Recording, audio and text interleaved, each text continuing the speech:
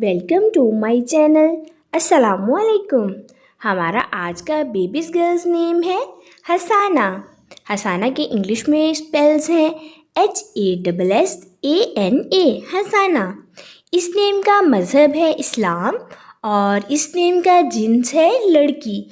ये एक Islamic name है और लड़कियों के लिए रखा जाता है ये नाम। इस नेम के मायने हैं बहुत ज़्यादा खूबसूरत, हसीन, प्यारी।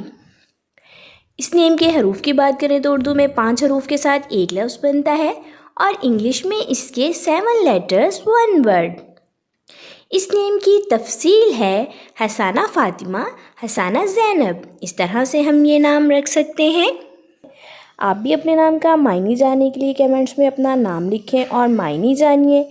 एंड अपने नाम की स्पेशल वीडियो बनवाने के लिए भी आप मेरे कमेंट बॉक्स में अपना नाम कमेंट कर सकते हैं। And please like the video, subscribe my channel. मिलते हैं नेक्स्ट वीडियो में। अपना ख्याल रखिएगा, दुआओं में याद रखिएगा। अल्लाह हाफिज़।